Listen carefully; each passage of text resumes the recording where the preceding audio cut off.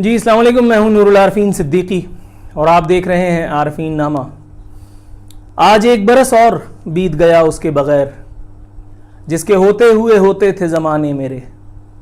کاش تو بھی آئے کبھی میری مسیحائی کو، لوگ آتے ہیں بہت دل کو دکھانے میرے۔ ہم سفر یوں تو بہت ہیں مگر اے جان فراز، جز تیرے اور کوئی درد نہ جانے میرے۔ آپ سوچ رہے ہوں گے نہ جانے کس کے باغ میں گھس آیا ہوں میں آج۔ نہیں، ایسا نہیں ہے، یہ میرا وہی کمرہ ہے جہاں سے میں روزانہ خطاب کیا کرتا ہوں۔ فرق صرف اتنا ہے کہ آج پروڈکشن کی زبان میں ایک نئی جھک مارنے کی کوشش کی گئی ہے، چینج اوور فرمانے کی کوشش کی گئی ہے۔ اس ایک دن کی مناسبت سے جسے عرف عام میں لوگ سالگرہ کہتے ہیں، میں اسے برسی کہتا ہوں۔ آج صاحب کا جنم دن ہے۔ صاحب بولے تو عارفین بھائی 43 ایئرس کا آج الحمدللہ ثم الحمدللہ اللہ تعالیٰ نے مجھے فرما دیا ہے۔ 1978 20 فروری 12 ربیع الاول کا دن میری والدہ بتاتی ہیں، اس دن داغ بیل پڑی تھی سیاسی جماعتوں کی ایسی تیسی پڑھنے کی۔ اس وقت اگر یہ کانڈ نہ ہوا ہوتا تو آج سیاستدانوں کو مشکلات کا سامنا بھی نہ ہوتا، لیکن بہرحال اب ہو گیا تو اب ہونے کو کون روک سکتا ہے۔ 1998 میں صاحب نے اپنے پروفیشنل کریئر کا آغاز کیا۔ یہ بتانا اس لیے ضروری تھا، بہت سارے میسیجز میرے پاس ہیں جنہیں میں نے آج کے اس دن کی مناسبت سے روک کے رکھا تھا۔ ایپیسوڈ بھی دینی ہوتی ہے، کبھی کبھی فلر ایپیسوڈز بھی دیا جانے چاہیے نا۔ آج قومی سیاست میں جھگ مارنے کے لیے کچھ ہے بھی نہیں، تو میں نے کہا چلو آج میں اپنی زندگی پہ ڈاکیومنٹری جاری فرما دوں۔ یہ ایپیسوڈ صرف ان لوگوں کے لیے جو میرے بارے میں پوچھتے رہتے ہیں، متفکر رہتے ہیں، الحمدللہ جن کی دعاؤں سے اللہ رب العزت مجھے یہاں تک لایا ہے۔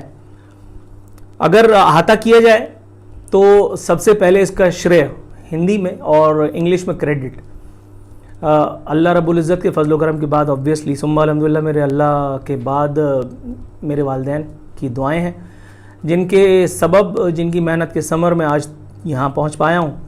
اس کے بعد ظاہر ہے کہ اپنی فیملی آپ کی ہوتی ہے، بیوی بچے، ان کی دعائیں ہوتی ہیں۔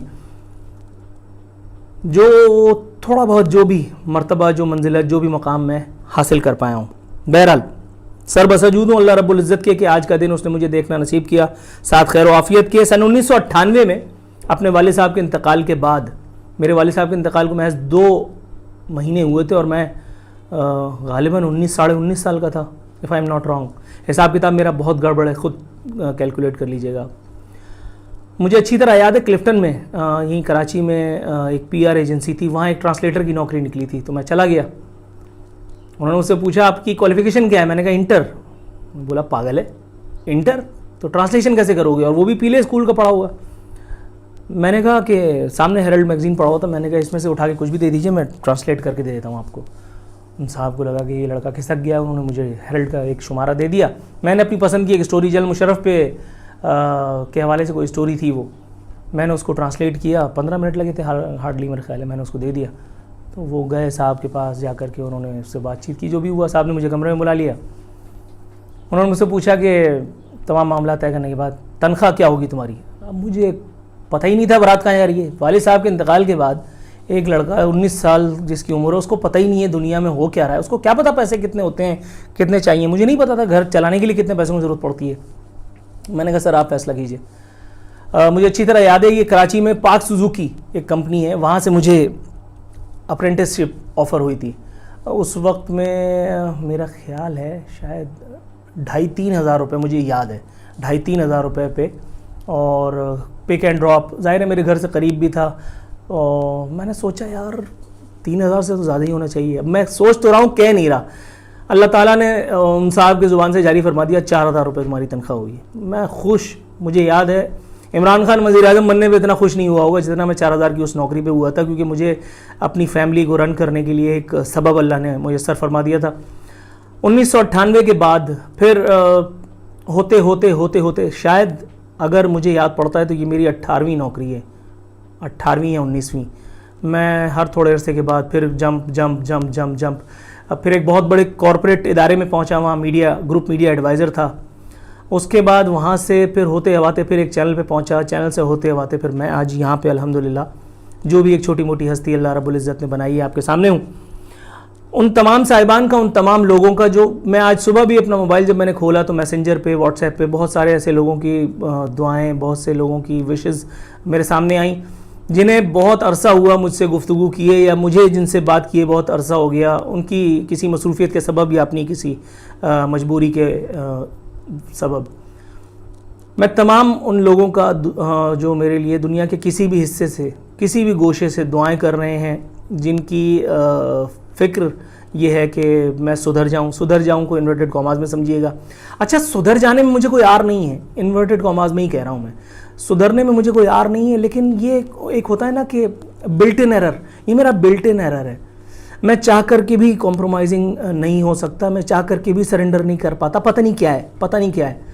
میں جب جوان ہو رہا تھا تو مجھے اچھی طرح سے یاد ہے کہ جیسے پریشر کوکر کو جس طرح سے وہ بند کیا جاتا ہے نا، اسی طرح سے مجھ پر تبرے پڑتے تھے تمام طرف سے، اعزاء میں، احباب میں، مطلب میری بہت ساری چیزوں کو لے کر کے۔ اللہ تعالیٰ نے میرے لیے اتنا اچھا کیا کہ بجائے مجھے ایک ڈپریسڈ پرسنالٹی میں کنورٹ کرنے کے، اللہ تعالیٰ نے مجھے بالکل الٹ کر دیا۔ یعنی آپ یوں سمجھیے، معاذ اللہ توستہ کہنا نہیں چاہیے، میں باغی ہو گیا، میں پورے سسٹم سے ہی باغی ہو گیا، میں پورے مطلب جس کو کہتے ہیں سب سے، پھر مجھ سے 10 سال بڑے لوگ بھی مجھ سے بات کرتے ہوئے ذرا ہچکچاتے تھے کیونکہ میں دوڑ سے منہ پہ جواب دے دیتا تھا۔ لوگوں کو یہ بدتمیزی لگتی ہے، میں آئی ڈونٹ کیئر۔ میرے اپنے گھر خاندان میں بہت سارے ایسے لوگ ہیں جو مجھے بدتمیز کہا کرتے تھے۔ آج الحمدللہ معذرت کے ساتھ ابھی بھی چیسٹ انفیکشن کے اثرات ہیں، تو ذرا بھگتیے، برداشت کیجیے آپ بھی، مگر آج الحمدللہ وہ فون کر کے میری اماں کو یاد دلا رہے ہوتے ہیں کہ ہم تمہارے فلانے ہیں۔ جب میں کہیں جاتا ہوں یا کبھی وہ نازل ہو جاتے ہیں یا کہیں ملاقات ہو جاتی ہے تو وہ بڑے فخر سے آ کر کے اور بتاتے ہیں تمہیں یاد ہے فلانے، تو میں ابھی ہنستا ہوں، مسکراتا ہوں۔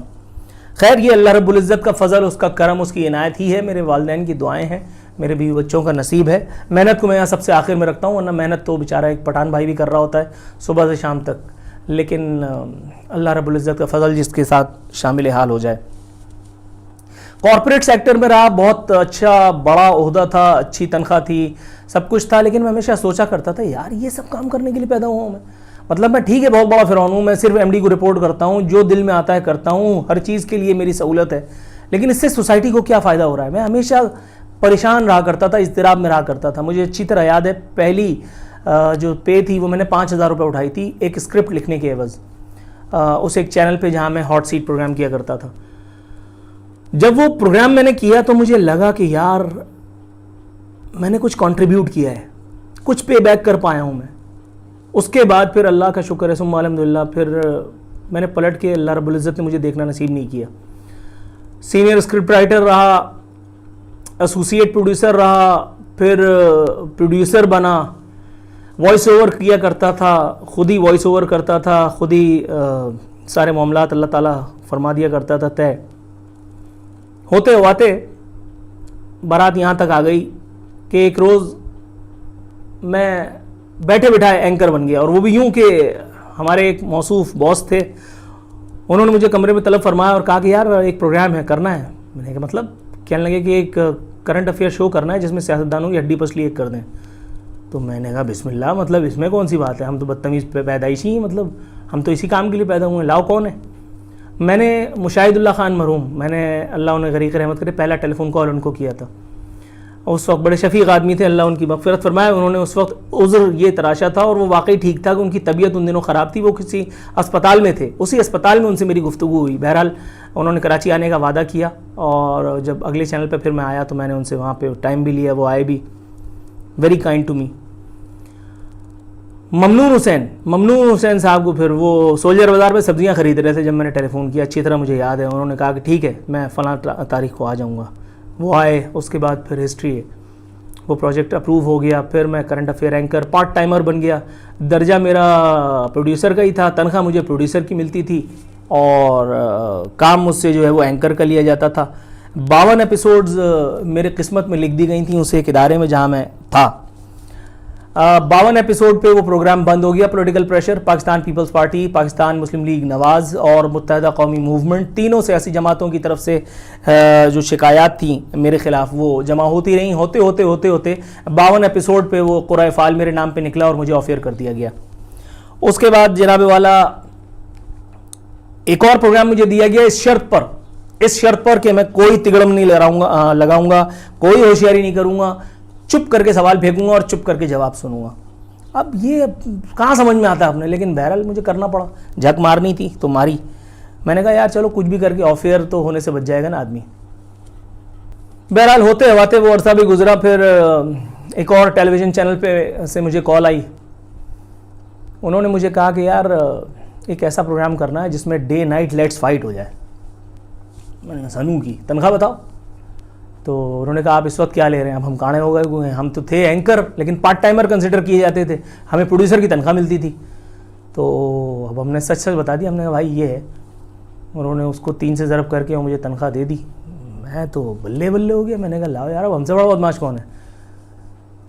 تو انہوں نے کہا پھر آپ کے پروگرام کا یہ نام ہوگا, یہ فارمیٹ ہے, اس طرح سے آپ نے کرنا ہے. میں نے کہا ٹھیک ہے. اچھا 2 سال الحمدللہ وہ پروگرام کیا میں نے کمپلیٹ لبرٹی کے ساتھ. وہاں ایک اور فلائٹ تھی اسلام آباد سے, بہت اونچی فلائٹ تھی, ان کا بھی پروگرام ہوتا تھا, لیکن اللہ کا شکر ہے سادہ خوشبو, آج بھی وہ سادہ خوشبو پروگرام ہی ہے. تو ظاہر ہے کہ اس میں اگر ہم جیسا اجڑ آدمی پہنچ جائے تو وہ ظاہر ہے کہ الگ ہی نظر آتا ہے. لائیو ٹرانسمیشن میں ہم مطلب اللہ کا شکر ہے اتنے چیتے ہو گئے تھے کہ پھر لیڈ کرنے لگے 2 سال تک, یعنی 8-8 گھنٹے کی ٹرانسمیشن لائیو. اللہ کا شکر ہے میں نے وہ بھی کی, لیڈ بھی کی, پارٹیسپیٹ بھی کیا. اور اس میں اللہ کا شکر ہے مجھے اپنے بارے میں کوئی گمان تو نہیں, لیکن آپ وہاں پتہ بھی کر سکتے ہیں. یوٹیوب پہ میرے خیال ہے, فیس بک پہ ایپیسوڈز بھی موجود ہوں گی, چیک بھی کیا جا سکتا ہے کہ ثم الحمدللہ اللہ نے کبھی شرمندہ نہ ہونے دیا. وہاں 2 سال کا عرصہ گزرا. پھر وہی غریب آدمی کیا کرے, اب جو رشوت نہ کھاتا وہ جھگ مارے گا سالا. وہ اچھا رشوت کھانے نہ کھانے کی بات پتہ ہے کیا ہے, رشوت کھاؤں کیسے, سالا کوئی آفر بھی نہیں کرتا. ایک بات ہے نا, مطلب وہ کبھی میرے چمچے کے ذریعے کوئی پیغام آتا ہے, کبھی کسی کے ذریعے. یار سیدھی سامنے بات کرو مثال کے طور پہ. لیکن بدتمیز ہونے کا ایک فائدہ یہ ہے کہ لوگ آپ سے پھر کہتے ہیں یار یہ کوئی 2 نمبری بات نہیں کرنا. تو بہرحال اللہ نے سبحان اللہ اسے ہی بچایا. اب کیا کروں, جھک ماروں. عمران خان آ گئے. اب عمران خان آ گئے تو میڈیا انڈسٹری میں تنخواہوں میں کٹ لگ گیا. ابے بھائی 30-20% تنخواہ کٹ گئی. اب جو میں محنت کر رہا تھا وہ پتہ چلا میری تنخواہ جو ہے وہ کم کر دی گئی. میں نے کہا بھائی یہ کیا ہے؟ کہنے لگے جی وہ عمران خان. ابے میں نے کہا میں تھوڑی لایا اس کو. تو پھر مجھے یاد دلایا کسی نے کہ بھائی وہ ٹرانسمیشنز تم نے ہی تو کی تھی. ابے میں نے کہا میں نے اس دن کے لیے تھوڑی کی تھی. خیر بہرحال اللہ تعالیٰ نے وہاں بھی ثم الحمدللہ مجھے نامراد نہ ہونے دیا. اللہ نے اپنے حبیب کے صدقے میں میرے گناہوں سے صرف نظر فرماتے ہوئے ایک اور آپشن میرے لیے کھول دیا, اور وہ آپشن الحمدللہ ثم الحمدللہ میرے لیے بہت اچھا ثابت ہوا, بہت اچھا ثابت ہوا ثم الحمدللہ. آج جو کچھ بھی ہوں, جیسا بھی ہوں, اسے ایک ٹائم سلاٹ, اسے ایک پروگرام, اسے ایک چینل کی, اس کی مینجمنٹ کی تعاون سے, ان کی مرہون منت, جو کچھ بھی کر پایا ہوں اب تک وہ بہرحال ایک تاریخ ہے.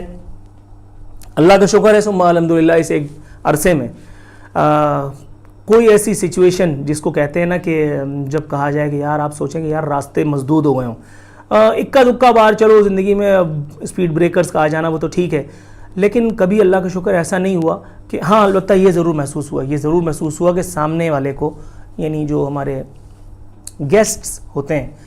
ایک صاحب نے بڑا اچھا تبصرہ کیا, مجھے یاد آ گیا, ود آل ڈیو ریسپیکٹ, بات کٹ رہی ہے. انہوں نے کہا یار تمہارے پروگرام میں لوگ آتے کیوں ہیں جبکہ ان کو پتہ ہوتا ہے کہ ان کے ساتھ ہونا یہی کچھ ہے. میں نے کہا بھائی یہ تو آپ ان سے پوچھیں, میں کیا کر سکتا ہوں. ان کو پتہ ہے کہ میں کیا سوال کروں گا. اچھا میں فل ٹاس نہیں دے سکتا, یہ میرا مسئلہ ہے. سوال جارحانہ ہوتا ہے, سوال مطلب ود آل ڈیو ریسپیکٹ اب کہنا ہی پڑ رہا ہے, معصومانہ نہیں ہو سکتا یار. وہ یا تو احمقانہ ہوگا اور یا تو جاہلانہ ہوگا. نہ میں معصوم ہوں, نہ میں احمق ہوں, نہ میں جاہل ہوں, تو پھر میرا سوال جاہلانہ ہی ہوگا نا. اب جس کو اپنا دھندا پانی عزیز ہے وہ تو آئے گا. وہ اب میں کیا کہوں, لوگ مجھ سے پوچھتے ہیں تم کس کا پروگرام دیکھتے ہو.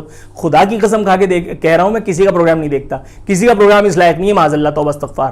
وہ ایک بونا ہے, وہ آ کر کے بیٹھتا ہے, پرومپٹر پہ پورا پڑھتا ہے اور اس کے بعد این گین ہو جاتا ہے. اچھا اس کی اب یہ چیز دیکھا کریں یار, آج میں کہوں گا بھائی چاہے کچھ بھی ہو جائے, یہ چیز دیکھا کریں. اب یوں کر کے وہ دیکھ رہا ہوتا ہے یوں, اوہو جیسے فل انوالو ہے, اور اس کے کدو کو فکر نہیں ہے ملک میں اس میں ہو کیا رہا ہے. اس نے صرف وہ پرومپٹر پہ لکھا ہوا پڑھنا ہے, وہ پروگرام پیل کر کے وہ گھر چلے جانا ہے پیل کے تعاون سے. ابے اگر جیل کی سزا ہوتی تو اس کو سب سے پہلے جیل بھیجا جاتا. ایک وہ ہے وہ ہر بات میں معصوم بن جاتا ہے. ابے بھائی اگر تو اتنا معصوم ہے تو لالی پاپ کھا, مطلب پرائمری میں ایڈمیشن لے. نہیں, کیوں, دھندا ہے, سب گندا ہے یہ.